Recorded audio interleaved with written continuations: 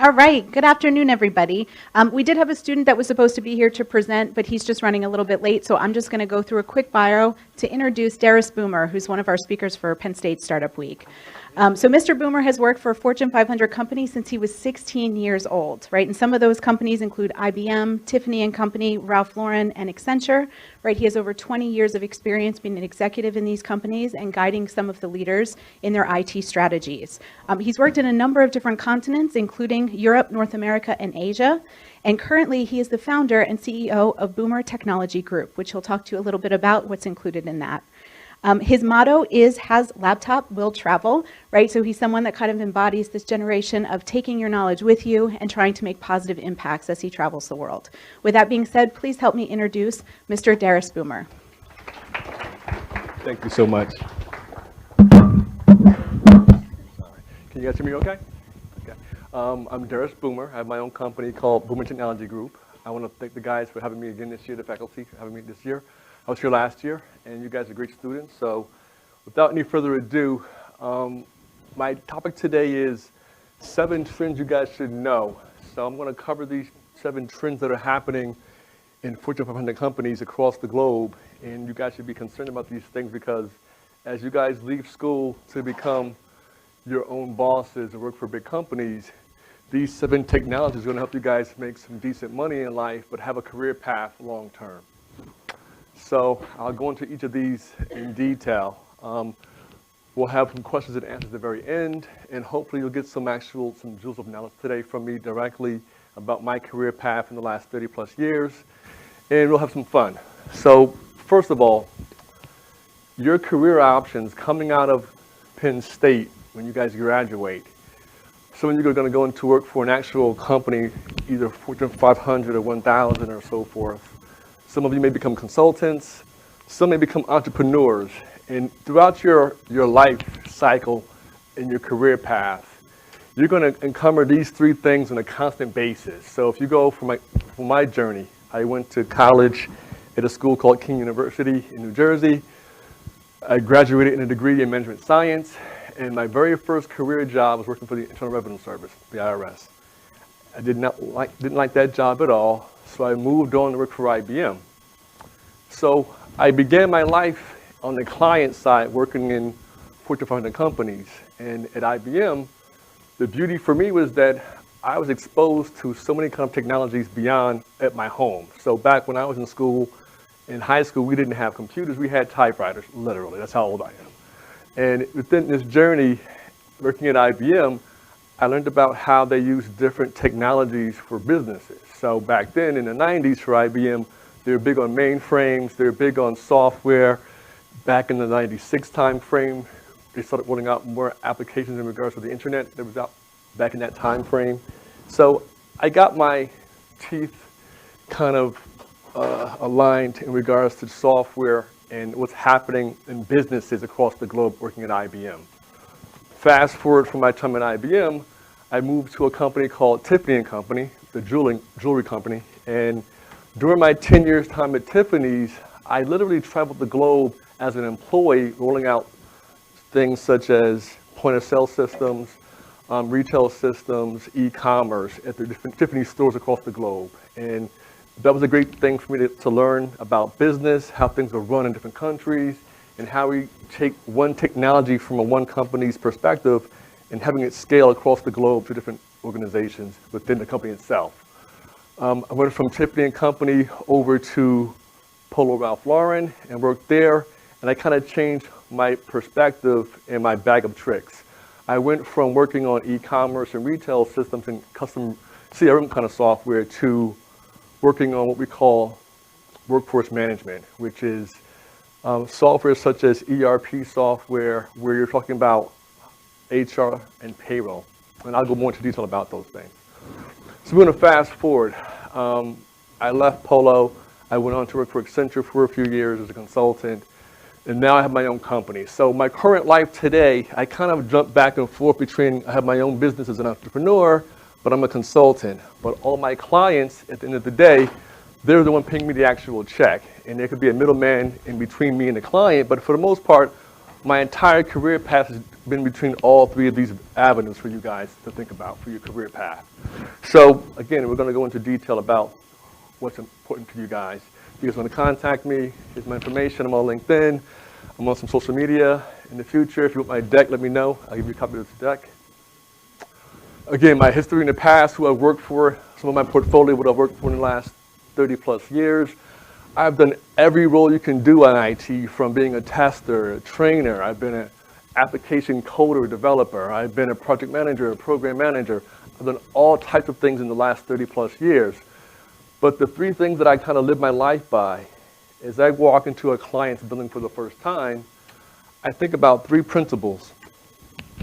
And the first one is the most vital one. If I come to your company as a consultant, I need to know your business processes. So right now in my current life, I work on HR software, payroll software.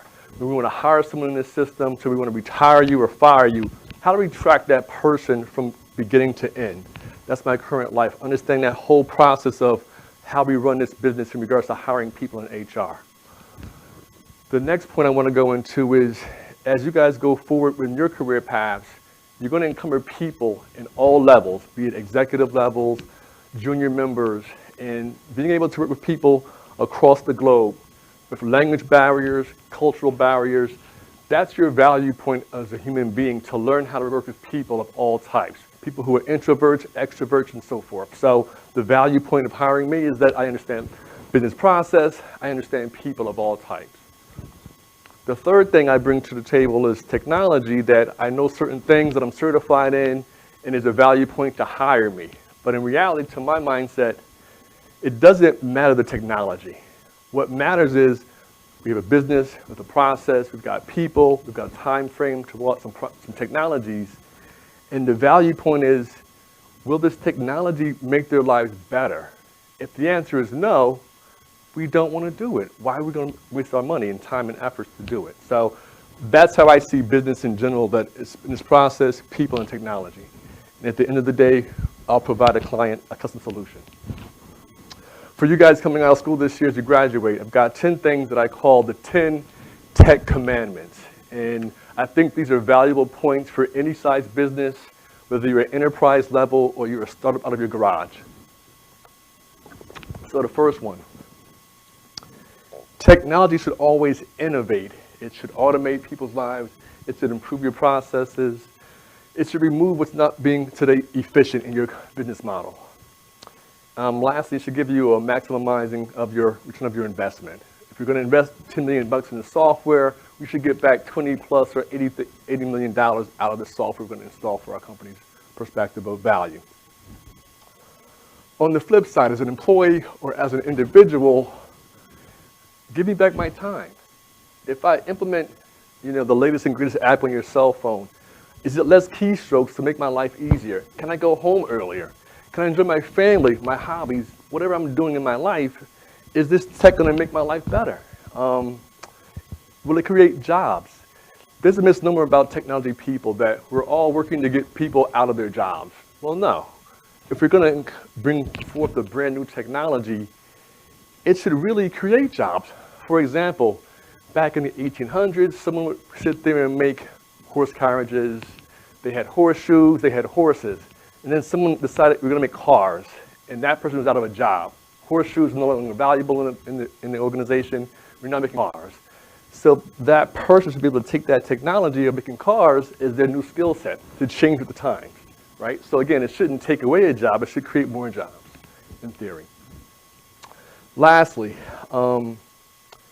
tech should build nations. That whatever we're doing that we can encumber technology to make our lives better, it should help build our nations. It should help improve our planet. It should help, again, improve our lives.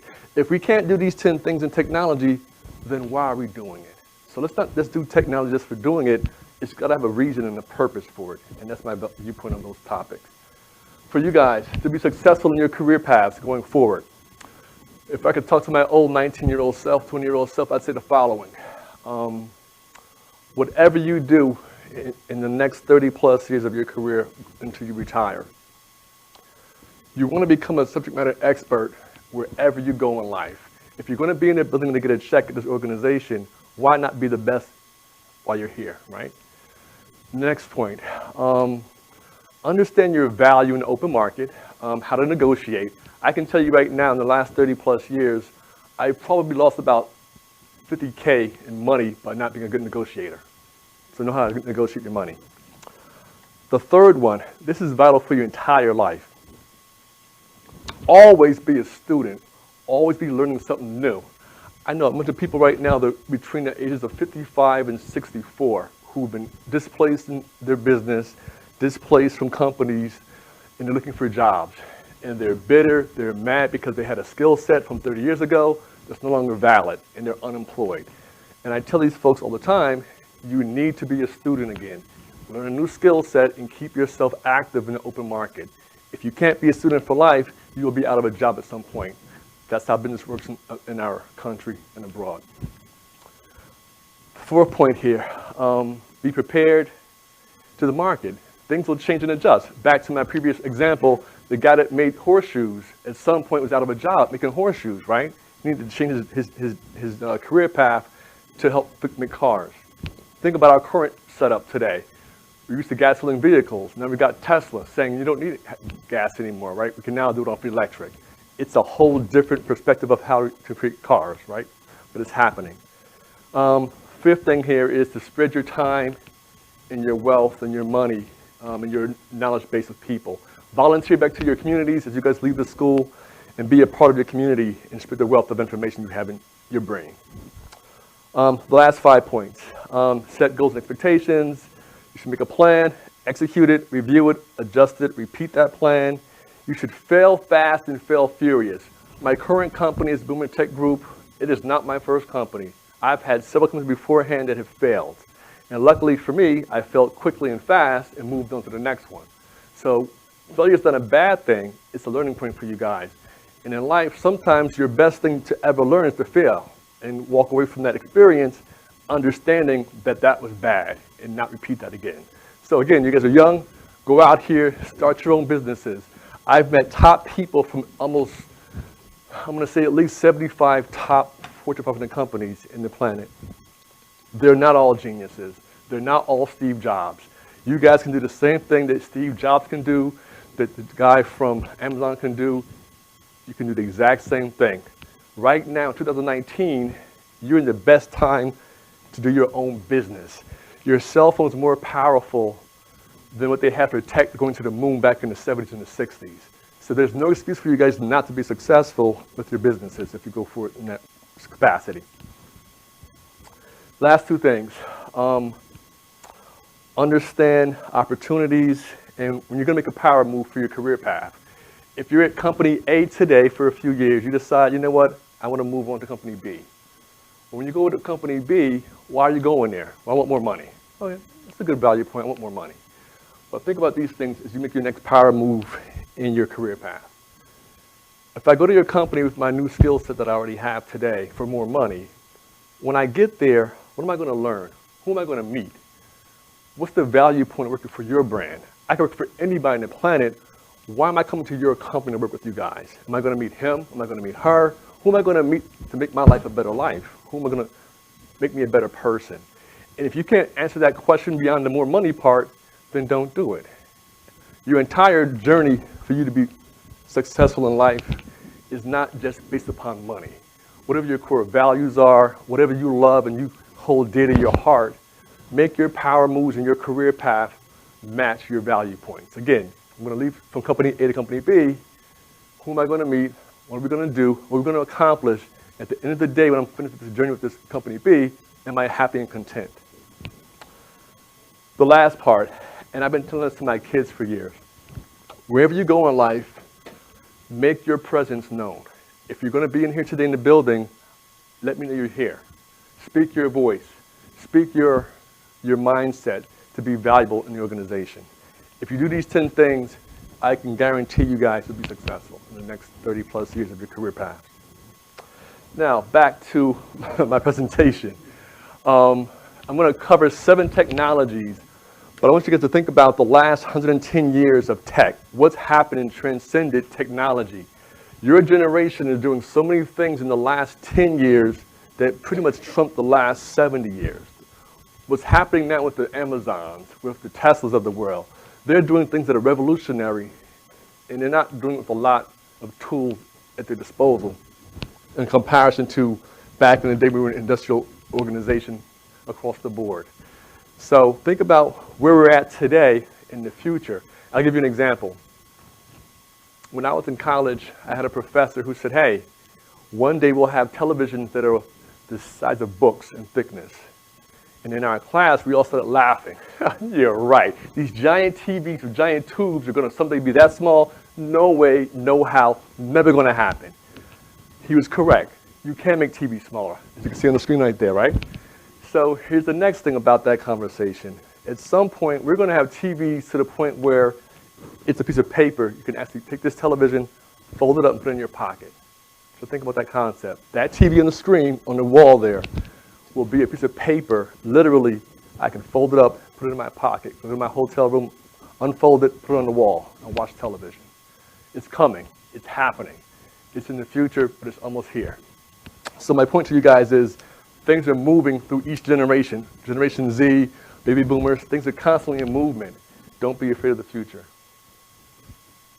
The biggest part for you guys can now be your own businesses quite easily is the internet. In the history of man, we've never had that much interaction with people to communicate beyond a telephone or a video conference call. You can now get information almost instantaneously through your phone. Whatever you want to know is out there for you to divulge that data. We've never had that ever in the history of mankind. So internet penetration, it's happening everywhere. So for you guys getting your own company started for the first time, you're not limited to America anymore, or North America. You can now go abroad with your businesses. You can find other students like yourselves across the globe, in Asia, in Europe, and start your own companies because of the internet. It's an enabler across the board, across genres, across economic backgrounds. So our 7 trends we're going to go over real quick. We're going to cover cloud ERP and SaaS solutions. We're going to cover social media. We're going to cover big data. We're going to cover AI. We're going to cover IoT, blockchain, digital currency, and we're going to cover what I call next level mobile. It's in 2 parts. It is mobile BI, mobile ERP. So without further ado, you guys know what the cloud is. And this is what ERP is. So going back to my career path, I got more into human capital management, ERP systems. So in a nutshell, if you have a company where, let's say you're General Electric, and you want to buy some software that will let you do a few things in it. If you want to be able to track your employees and what they're doing in the company, if you want to track your resources of how you procure things from manufacturing, whatever you want to encumber in this software package, you're going to buy an ERP package of some type. So out of the box, an ERP solution would have accounting, finance, materials management, vendor management, asset management, all in one flavor of a system to be used across the globe for your organization. So companies such as an SAP, a Workday, or PeopleSoft and Oracle are very hot commodities. They do very well in this lane. They now provide what we call a software as a service, whereas historically, if you were in a company, you'd have bought a license for your company to have X amount of people, but now we can pay by person a much cheaper cost for your company if it's a SaaS solution. So for an example, you can have Microsoft 365 as a SaaS solution. You can have Salesforce, you can have Google Apps for you guys, and it's a lot cheaper for you guys to buy these things on the open market as opposed to buying it 30 years ago. For you guys coming out of school, opportunity-wise, if you're a vendor, if you're a consultant, or you're looking for the client side, these are the hot jobs that are happening. These are the hot companies that are in the space of ERP. So if you want to work for SAP directly or one of their partners, it's a hot space, or Oracle, or Workday, or Microsoft, and so forth. If you're working in direct sales with your company, if you're a VAR, a channel partner, independent vendor, they're all making money. The big 5 are making money in this space. So I'll give you an example. I worked for 2 years for Accenture, based out of New York City office. And during my tenure there, my job was to work in the HCM space, which was, we covered 4 hot software packages. We covered Workday, Kronos, Taleo, and SuccessFactors, which is now owned by SAP.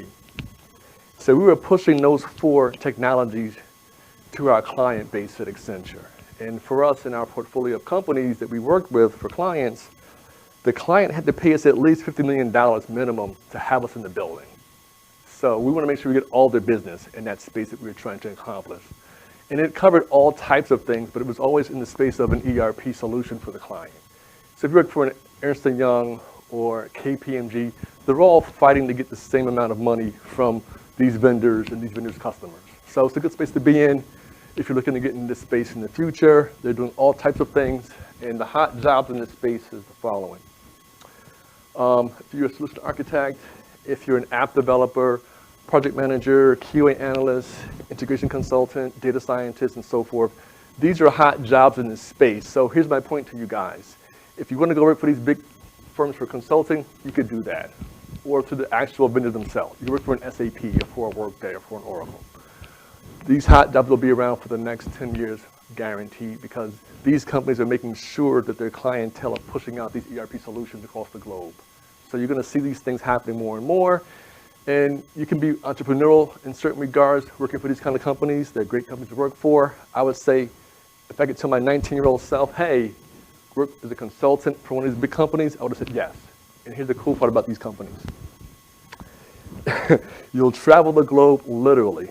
The life and times of these people who work in these types of roles will be, you're on site with a client for 4 days a week, and they're paying for all your meals, your hotels, your rental cars. And if you go international, you can become a director level like within 5 years or less. So you can jump up in the space of being an executive level person very quickly, working for these kind of companies in the future. Does that make sense? Okay. So before I jump to the next hot technology, any questions so far? Comments? Sure. So ERP is an enterprise resource planning software, and it encumbers various modules of data and departments. So for example, if my company, I'll say back to GE. GE manufactures appliances, they manufacture things for the military, they manufacture televisions, all types of things. So in an ERP package, you want to be able to track that manufacturing process. Yes, we procured some resources material-wise from Africa, and here goes the information about that procurement process. We've got a vendor from New Jersey named Derris Boomer. He's one of our approved vendors. That's in our system. We're going to hire 10,000 people this year in the city of Las Vegas, and we're going to track them from HR within the HR module. So at any rate, this actual ERP package can do all these things for my company in my current example. Make sense?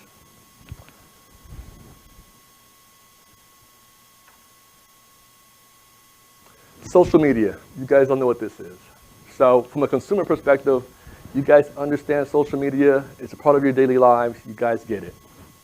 What you may not know about this, in corporate America, there's a large growth of social media across the globe, and companies are seeing that. So companies that sell to consumers, they're trying to figure out how do we use social media to sell to more of our constituents, right? People who like our products, how do we use them? How do we use the internet to use them, to gain them, and to track them through social media? That happens day in and day out. What you might not know is in the same vein, certain companies are saying, you know what, I want to put a certain social media app in our company for our employees. And I'll give you an example. I have a client that they have an app called an SME app. SME is the acronym for subject matter expert. And in this app, they said we're going to give it to all of our employees to use whenever they want to, and they can create their own profiles like a Facebook. So if I'm a person in manufacturing in Argentina, and I'm a specialist on how to build this machine called XYZ, I put on my profile, I'm Darris Boomer, I'm in Argentina, I'm level 7, I've been here for 8 years, and I'm an expert in this one machine. So now let's say you do the exact same thing over in Korea. You're an expert in your machine in Korea. So now I can go and check and say, hey, my machine broke today, I'm having an issue. Who can I find on my social media app who's like myself, does the same job that I do globally? I can do a search in Korea. Oh, there she is. She does the exact same thing I do. I can put on my Google glasses and say, hey, I'm having an issue over here. look at it real quick. Put on my Google Glasses on the social media app, and I can now show her what I'm doing. And now they're using social media within the organization to keep their maintenance costs down in their organization. So at any rate, social media is being utilized in various capacities beyond the consumer side is my whole point. So if you guys are going to go into the social media space, there are a lot of hot jobs out there happening. And again, whether you're on a client side or consulting, you can do a lot within these applications. But don't forget, these companies are also creating their own version of those applications internally. So it's a hot commodity outside of the consumer side of social media. Does that make sense? So before I move on to the next topic of hot technologies, is there a question so far about that? Make sense? Okay, I'll move on. Big data. You may have heard this term over the years. It's big data. BI is business intelligence. We've got something now called data lakes. So historically, if you had big data, it could mean that, hey, my company's been around like General Electric for like over 50 some odd years. We have all this consumer data in our company's databases. We have all this employee data. We've got trend data. And it's in some giant data warehouse somewhere on multiple servers. And historically, you'd have to go and take this data, pull it out, do some manipulation to the data, as a manipulation point, and then put it somewhere for information. Whereas in the data lake, you can say, you know what, I can just take your entire data and I can extrapolate this easily through certain algorithms in a data lake. So why you guys should care about this? Think about your personal life and your business life. Historically, if you were an ERP company, CRM company, you've got all kind of data points historically in your company, transactional data from e-commerce with your customers. So at any rate, you've got all this data in your organization. You're trying to encumber to pull out information to make you a better company in a few parts, to be a better competitor to your competitors, to sell more devices, to sell more products, to sell more whatever you sell, to track your employees better, all kind of things. So at any rate, you need to be able to maintain your data and make money off this data. So my point to you guys is that even in your personal life, like I have an Apple device. I now pay Apple, I think, $10 a month for 2 terabytes. I am nowhere near 2 terabytes of data in my pictures and my documentation. I have a daughter who's in college. She's over 2 terabytes. Photos, her personal stuff is like ridiculous. So that's my personal life. So think about that in your company. If you were like an Amazon, you've got like 500,000 people who are in the company. All their company data is through the roof of petabytes of data in the company itself. So my point is a hot commodity for you guys going forward. There are certain things happening in data that can make you a lot of money as a consultant or as an entrepreneur. Things such as data governance, how do you do your cloud strategy for your data, natural language processing, you've got data quality issues, to the point now we even have what we call a CDO, a Chief Data Officer. So historically in the company you'd have a CEO, a CFO, a CMO in some cases for marketing, right? Now you've got a CTO or CIO. Now you've got an actual CDO, meaning that this is an actual company officer who owns the data in the company. So when something goes wrong with data, he's on the hook for it, right? So those are an actual job title now about data. You've got AI, you've got security issues with your data, analytic tools that are out there. So my point to you guys is that these trends here, there's money to be made across the board on all these things. Opportunity-wise, again, if you're a vendor or a consultant or on the client side, product support, development, the hot jobs would be data scientists, database administrators, big data engineers, AWS engineers. So if you're certified in certain technologies like AWS, it's a hot commodity for you guys. So at any rate, we're never going to stop having too much data, no matter where you go in life. Again, on your personal life to your business life. So as a career path for you guys, this will be going on for years and years from now, that these are hot jobs for a while. And again, it could be aligned to an actual software package or a degree coming out of school. Before I move on to the next topic, so far about this one, anyone? Nothing? You guys are easy today, okay. The next hot commodity is artificial intelligence, AI. I'm not referring to the robot that's making the Tesla. I'm referring to other AIs beyond just the physical robot. And people are afraid about the robots are coming to take your job. And I tell folks, I'm not fearful at all. When the robots come, I'll be here making robots, fixing robots. So I don't have an issue about robots. But for you guys, you've got AI throughout your life today. You've got your Series, you've got your Microsoft version of a Siri, you've got the Siri over on Amazon's version of Siri. You've already got an AI today on your telephone. It's already part of your life.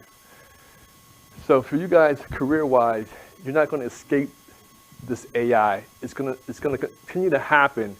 And here are a few examples of it in life sciences with health monitoring of devices. Like I have an iWatch, an Apple Watch, where it tells me my blood pressure, my heart rate.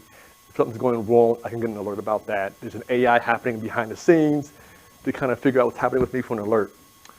Again, going back to cars and automation of vehicles. I have a new car, it's a Honda Accord. And in my car, it allows you to follow someone in front of you and slow down for that person. It'll stop on its own. If you have a Tesla, it can actually turn and drive and follow people around. So at any rate, you're seeing AI beyond the robots happening throughout different industries. And my point to this is to tell you guys the career path here that's going to be very, very lucrative in the next 10 years. So the first hot job out there we'll talk about is machine learning engineers, that having the background to figure out how to program that this machine can go out there and learn different things happening, whether it be a process in your business, if it's your shopping habits in a shopping cart, if you go to a website, that's a hot job to have. Computer vision engineer, algorithm engineers, computer scientists, AI programmers, statisticians, directors of analytics. These are all hot jobs. For focus areas, look into being a virtual agent, natural language generation, speech recognition, decision management, analytics, robotics, biometrics. They're all good things to get into in the future. And again, whether you go work for a company from day one or start your own business, these are hot commodities happening right now. So before I move to the next one, and again, I've got stats about the money that's out there for it. Is there anyone out there so far for a question so far? Comment? Concern? You falling asleep? All right, we're going to have questions at the very end about me in general, if you have anything at the end. Internet of Things. People keep hearing about this, and their mind, they think about, you buy a new Samsung refrigerator, it's on the internet. Or my new washing machine can go on the internet and tell me when something's wrong. This is going beyond that one application of that. I'm referring to IoT in regards to corporations and how they're using it in business. Here's some stats about what's happening with IoT in the next 10 years, projection-wise. It's $1 trillion business, like without a doubt. Application-wise, I've got a client who, they're a manufacturer of beverages, and they've got different plants across the globe. So in that manufacturing line for their beverages, they want to track every little thing that's happening in that machine. From the beginning to end, these devices on these machines can tell them it's getting ready to break down. Okay, and I'll give you an example. We've got a machine line that has it can make beer, and it can do I think it's 1,000 beer cans can be filled up in a minute. So think about that. 1,000 beer cans can be filled up in a minute. That's remarkable. This machine is super, super fast. So this machine can fill the beer cans and then puts the beer in a case out the door to a truck. So this machine is super, super long. And this machine will have literally 100 some odd IoT devices on it, so it will know when it breaks down at a certain point. So they can now monitor that from a headquarters perspective of, okay, that machine that's in Argentina broke down last night at 2 p.m. Okay, we need to send someone out there to fix that in maintenance. Okay, which part of the machine broke down? Well, there's 100 things to look at. It's item 95 and 205 broke down. So having that monitoring process globally for them, in an IoT perspective, they can save time and money about that machine breaking down so quickly and getting it fixed quickly. On the other side, besides consumer appliances. Again, manufacturing, wearable devices, smart glasses, smart buildings. Think about your campus here. Is it cold in here for you guys? Are you warm? Are you hot? You can put IoT devices in every window, every door, every monitoring area and tell you what's happening, temperature-wise what's happening. That door opened up 18 times today. It could be an IoT device online for that. Your automobiles, smart cities. Think about your city's highways and how you can make sure that we can monitor what's happening on the highways. So when you think about IoT, it's not just appliances. It's way beyond that and how we can monitor these things. When we say it's on the internet, it's on a closed network. You know, it's not going to be open to anyone to access those things. So at any rate, the hot jobs for IoT for the next 10 years is going to be an IoT hardware hacker, support tech, robot coordinator, solution architect, and a UI designer. So those are the hot jobs in IoT. So far, sounds good? Makes sense? All right. Blockchain, digital currency. I'm going to skip the money part of it. You guys know what blockchain is. Here's some stats about blockchain being a multi-billion-dollar thing. Here goes the hot cryptocurrencies that are currently out there. I'm not going to jump into these details. You guys probably already know this stuff already. What you might not know is that there's a bigger value point with blockchain beyond currency. So let's forget about, for right now, currency. Think about the security part of blockchain. Think about how you can disrupt whole industries. So think about, like, for example, if I were an artist selling my music, and today I have a website for e-commerce, and I have got PayPal, and you can go buy my music tomorrow. And I'm going to pay PayPal whatever I'm going to pay them. But if I can go now and say, hey, I've got an app that has a blockchain connection, you send me your money directly, I don't need PayPal anymore, that's a disruptor, right? So in the same mindset, you're seeing blockchain used across the globe beyond just the money part. In regards to tokenization, data management, think about digital voting in the future. Today we vote on a voting machine, right? On a Tuesday for national elections. That can change through blockchain, right? We can be voting one day perhaps with your phone and biometrics at some point. It's coming, right? E-commerce, digital assets. Think about, again, tracking things in your company. If you have certain things that are of value we want to track, we want to track what's happening with our inventory. We can use blockchain for those types of things. So again, there's a lot of money to be made within blockchain beyond cryptocurrency. The hot jobs for this would be blockchain engineers, developers, designers. And again, if you guys are going to do your own startup, there are a lot of things that are not happening today that you can make for the first time. Do you think about how to apply blockchain to it? My last topic is next level mobile. And I think this is one of the hottest ones because of a few reasons. Some stats first. First stat here, this is Google Play. So in the Google Play Store, they categorize all their applications. So any kid now from junior high to high school to college can now learn how to program an app, get it registered through the App Store, and have it out there to be sold, to be free. Their top 4 categories is education, business, lifestyle, and entertainment. And that's from the Google side. These are stats from last year. On the Apple iOS side, in their store, this is so their numbers they have, their top 4 categories, it's games, business, education, and lifestyle. So you saw 3 of them that were in the same mode. Lifestyle, education, and business are hot commodities in the app stores. So my point to you guys, if you're going to become entrepreneurs, if you create your applications for those 3 hot topics, that's a good thing, right? But again, they're hot topics, everyone's doing them. If you look at the low end, what's not popular?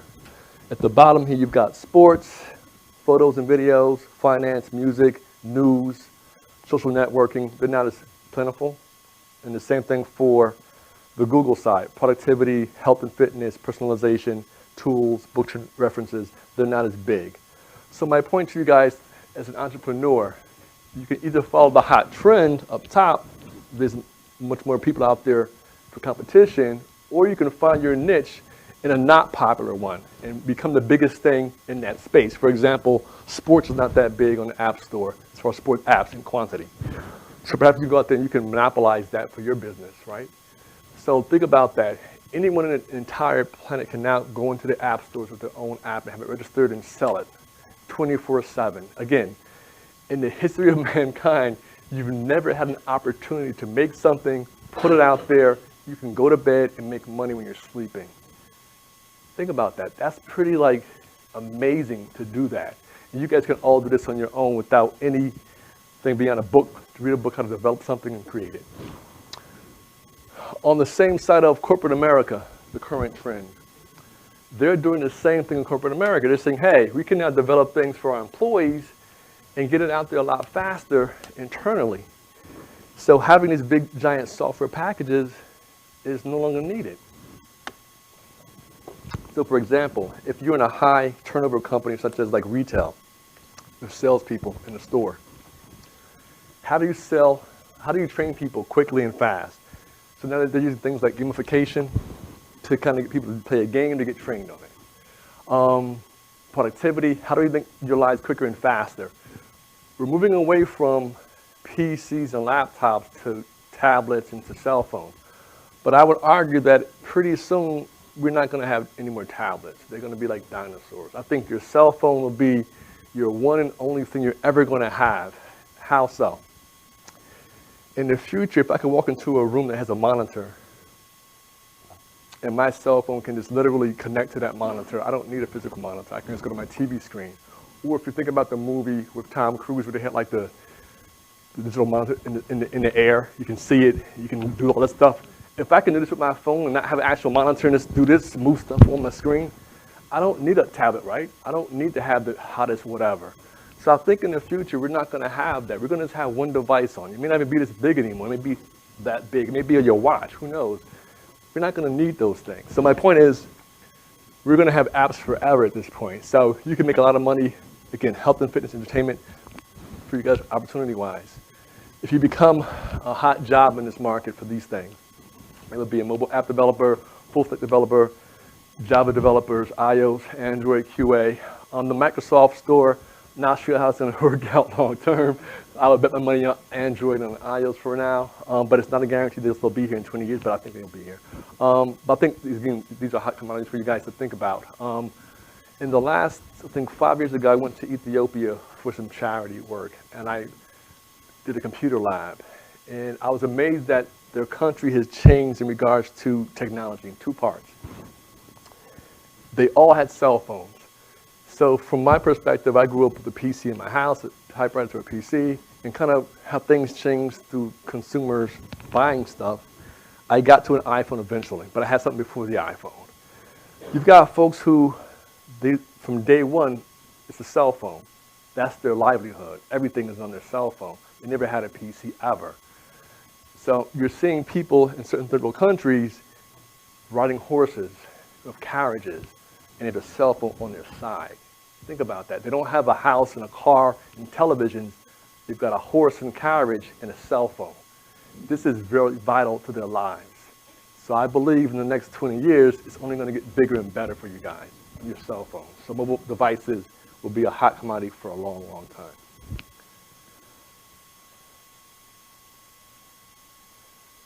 That is my presentation. I will take any open questions about my career, what I've done, what I see.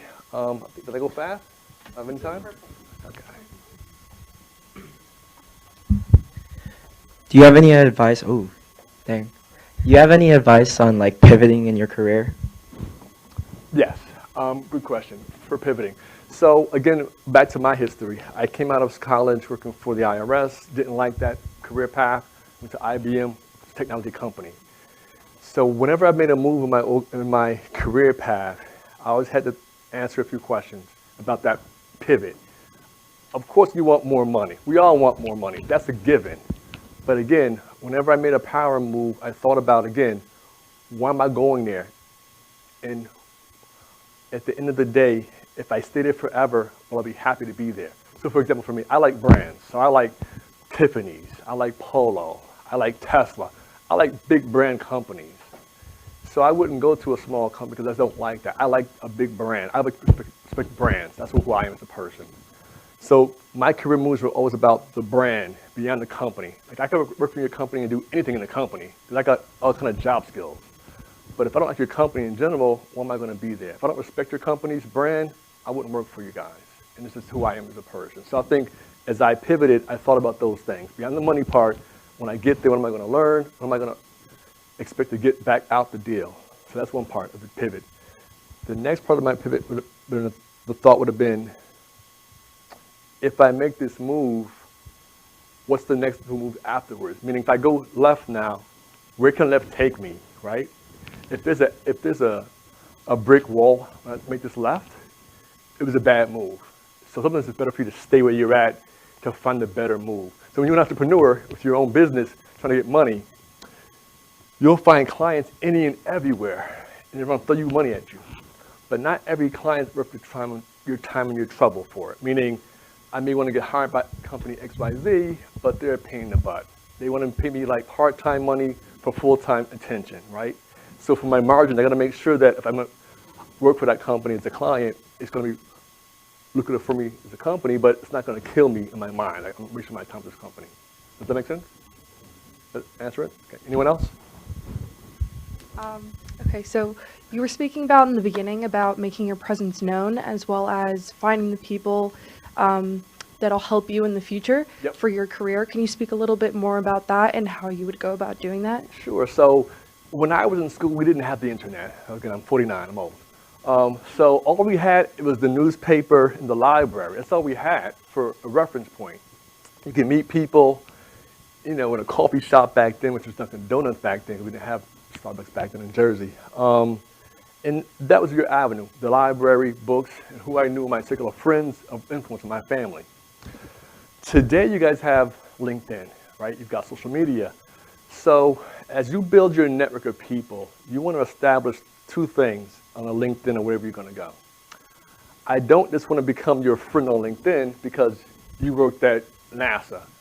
I want to establish with you a rapport that, oh, we have a relationship, right? We've got something that's valuable to both of us. If I'm going to become your friend on LinkedIn, it should be a two-way exchange here, right? I have a valuable network, you've got a valuable network. They're coming together for the first time. So my point to you guys is always be networking with people, but don't think it's going to be a short-term value gain. Meaning, I don't know who you know. I don't know who you know. So if we get together as a LinkedIn connection, it may come off in the future to help me out. You know what I'm saying? So think about it as a two-way exchange. I mean, it can help you today. Maybe that can help you in 5 years. Or who is in my network can help you out in 5 years. So I kind of look at it that way. Does that make sense? Like, trying to network. Because again, we didn't have that. So all you could do back then was just you find people within your circles, and that was pretty much it. Now you can find a stranger from anywhere. Oh, you're in Malaysia. You work for IBM. I work for IBM. We're like people. Oh, you went to Penn State. I went to Penn State. You're trying to find your tribe, right? So think about who you are as a person. I'm a father. I'm a husband. I'm a Giants fan. You know, sports is one thing to get people together. I'm a foodie. I like certain foods, right? I love the Food Network. I have a home, so I'm a Home Depot person. So certain things will connect you with people to find your tribe. So in business, people want to figure out if they like you as a person. If you go to a job interview and you don't get hired, you want to ask them, well, what was I lacking? What was going to be better on, right?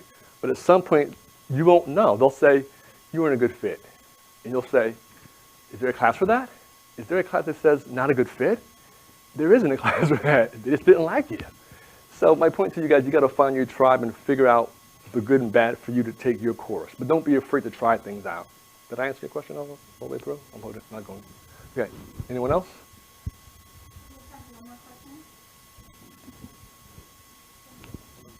So in your presentation, you mentioned a lot of technical skills like natural language processing and stuff like that. What's your advice for like learning these really technical skills, especially whether we're in college or coming out of college? Okay. I would say the following. Don't just chase the hot trend. Like you want to be in a career path where it's going to be around for a while. But remember I said earlier, always be a student. So if you like natural language programming, because you just like it, because you're a geek like that, then that's your path. But I wouldn't just take a gig because that's the hot thing. figure out what you like, and you can just try things out. Like I learned early on, I didn't like programming like C++, I didn't like Java. It's just, I'm not that kind of a person, but I did it for a while, right? So you try things out to figure out what's your niche, what you're good at, what you're not good at.